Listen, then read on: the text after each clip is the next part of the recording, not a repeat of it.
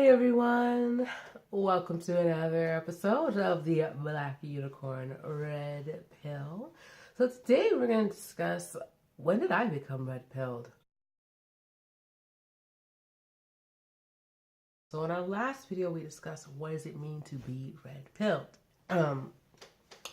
And basically it just means opening up your eyes to the mainstream media. My journey was long. And I can honestly say that I knew who I was when I was about 6-7 years old. I knew why I came here. I was thoroughly disillusioned. And I'm very grateful for that experience. I know that has everything to do with me being raised in Hawaii.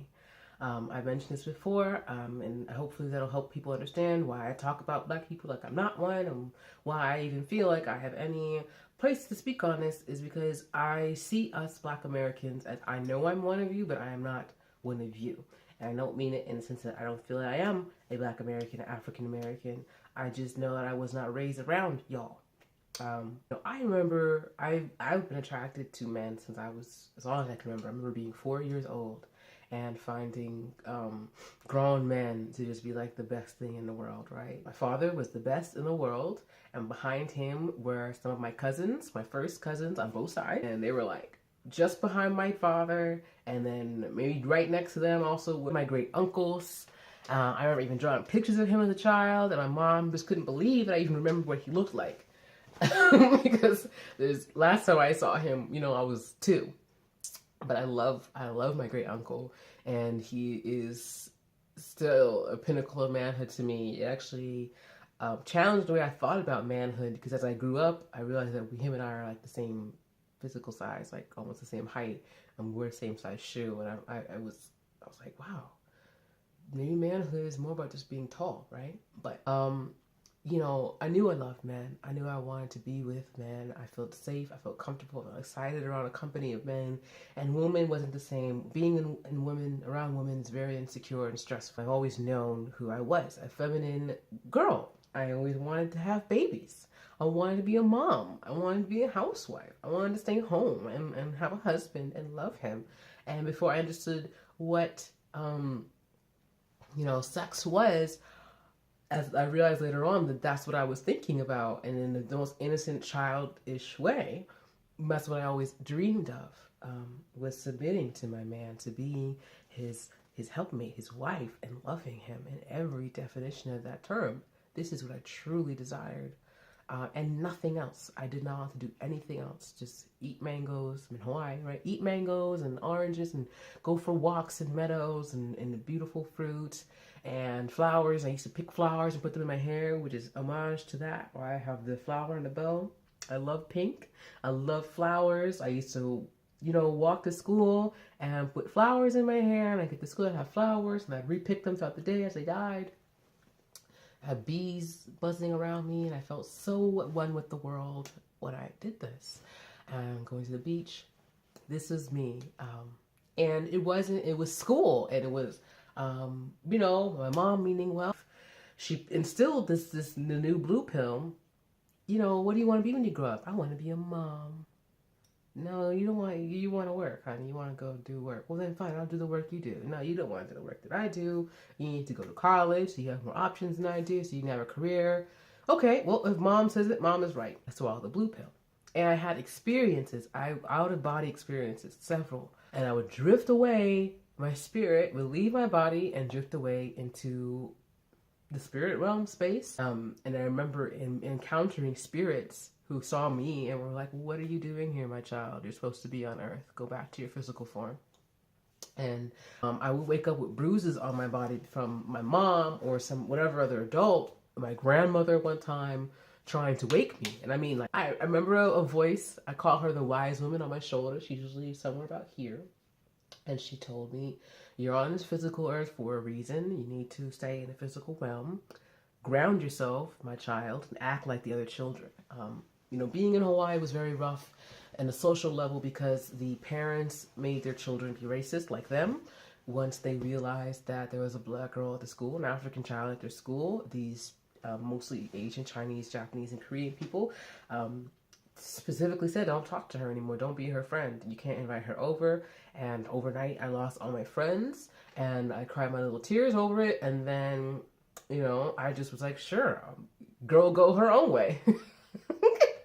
And I went my own way, and I was like, I don't care. I'm gonna play in the meadow with the butterflies and the bees and pick flowers and look at the clouds and drift off into space like I loved. And I started to, I actually started with my diet. I didn't realize why. No, my mom never told me that I was lactose intolerant at birth. I couldn't even drink her own breast milk. And so she told the school that they gave me juice.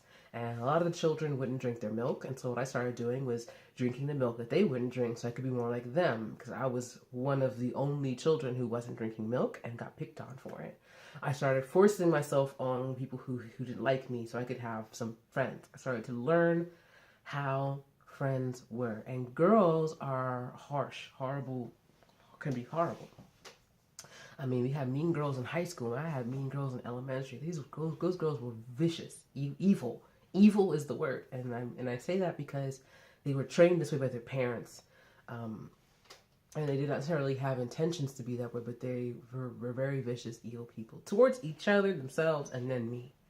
And so I started to spend more time with the boys because the boys are more accepting. Girls, when we're sitting around coloring, it's actually a competition to see who's the best at coloring. And so if you're the best at coloring, and they perceive you a threat, they try to kick you out.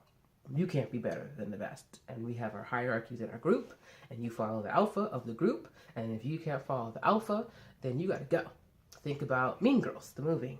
And boys, they compete and cooperate. You compete to figure out who's alpha, who's beta, what's your pecking order, and then you can cooperate in your pecking order. And so there's an understanding. Hey, she's a girl, so she's never going to be one of us boys, but she can kick a ball pretty good, pretty hard, and we need a good kicker in kickball, so she can join a kickball team, and she just has to play rough like us. And so over time, it became what we call a tom. Once it started to become sexual, I stopped dealing with them. I just became a loner again. But my diet was the first thing to shift, and with my diet, I gained a lot of weight. I started to consume dairy. And my mom found out, opened up a world of a lot of unhealthy foods that I previously wasn't eating. And we didn't realize that my sudden weight gain, a lot of things happened, physically that are gross. It was all from the dairy. And so I was in the blue pill, right? And I was always struggling as we moved to the mainland, to Texas. There I was different, picked on by the black girls, for trying to act white because I like to read books. I used to wear glasses. They were cruel. Again, girls were cruel. But now it's a little too sexual to play with the boys because we're developing. And so I was still a loner, but I was still in the blue pill a bit. I was still believing and falling into, college. I remember being in junior high school saying I wanted to go to college, and a counselor was like, well, why do you want to go to college? All the black girls just want to graduate. And I had to fight for that right. To take advanced classes. The classes that I tested into, my teacher said I could go to, my mom said I could do, the counselor was saying, no, this is institutional racism by a black woman, which is about who's the left hand of the devil, right? As I move forward to what made me become then red-pilled, what red-pilled me. What really started again was the diet. I did go natural. It wasn't until low as you can get into the blue pill, but my health was thoroughly damaged and threatened. Every cancer screening of any type I did was coming back suspect. I decided to eat vegan. At the time, I was 230 pounds and very unhealthy. I had cavities all the time, and acne and just all kinds of grossness. And within 2 years, I went from a size 16 to a 4. All the health problems went away. All my teeth, I never haven't had a cavity since, or any problems. All the health problems I was having just disappeared overnight, over 2 years. And I also just got laser eye surgery, which is why I no longer wear glasses. But I suspect my eyes started to go bad the year after I started consuming dairy. Once I started to cleanse my diet, cleanse my body, cleanse my mind, and that's when I stopped trying to press my hair. I stopped perming, but I pressed. And I remember a time where I had to wash my hair. I couldn't press it, and I was horrified by my afro, and I thought I looked terrible, and I was in tears about it. And I look back at that and I kind of smile and say, you know, forgive me for I knew not what I was doing. And I forgive myself for that. That's when I started to hear the other voices in my head. And not in the crazy sense like, oh, well, she's schizophrenic. But more, you might say the ancestors whispering to me, you know, why are you pressing your hair? Why are you doing this? You know, why are you doing that? And my life started to change for the better. But that was a journey. That was an 8-year journey. Every single year, it's another thing that I'm stripping away, that I'm realizing. And it wasn't until 2.5 years ago when my grandmother passed, my mother's mother passed, that was, I would say, the big catalyst for the latest of the red pill moments. And I will get to that in my next discussion over this. But I just really want to get to the point where I you know, what I was doing, how I was, and how what got me there. My journey has been a long journey. It wasn't an overnight thing. It was, for me, it was changing my diet. And I realized that the moment I changed my diet and I cleansed, I detoxed, and yes, it felt terrible at the time. It was a commitment. It was disgusting. I felt horrible for a good 2 months.